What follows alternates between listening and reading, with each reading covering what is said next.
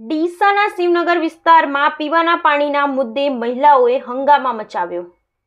પાલિકા હાય હાયના નારા લગાવી મહિલાઓએ માટલા ફોડી વિરોધ નોંધાવ્યો।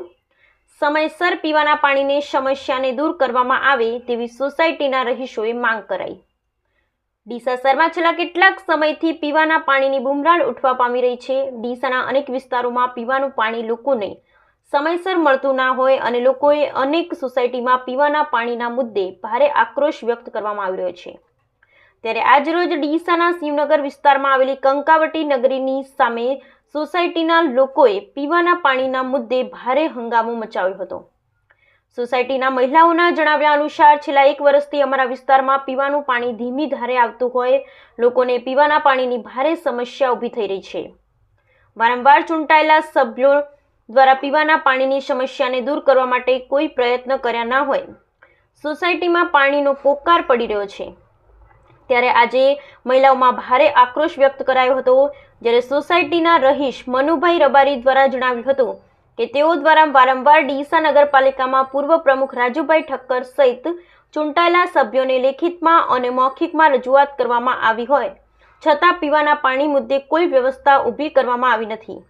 જ્યારે મહિલાઓએ સભ્યો પર આક્રોશ વ્યક્ત કરી જણાવ્યું હતું કે ચૂંટણી સમય માત્ર વોટ લેવા આવી અને બાદમાં એક ચૂંટાયેલા સભ્યો અમારા વિસ્તારમાં કોઈ પણ સમસ્યાને લઈને ફરકતા પણ નથી।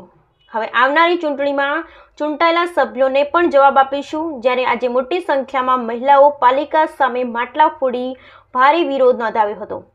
પાલિકા હાય હાયના નારા લગાવી પાલિકા પાણી આપોની માંગ કરવામાં આવી હતી। ત્યારે પાલિકા દ્વારા તાત્કાલિક અસરથી પીવાના પાણીની સમસ્યાને દૂર કરવામાં આવે તેવી જનમાંગ ઉઠવા પામી હતી। પરમાર આરતીબેન મુકેશભાઈ, શું તકલીફ છે અહીંયા? સર, પાણી આવતું નથી, છેલ્લા 12 મહિનાથી તકલીફ છે પાણીની। હવે આવી ગરમીએ તો પાણીની તો જરૂર પડે ને। હવે આમથી આમ નાવા પૂરતું પાણી થતું નહીં અને ટાઈમ કેવો બપોરના 2 વાગે 2:30 વાગે 3 વાગે એટલે પાણી આપે એ કેટલી 5-10 મિનિટ।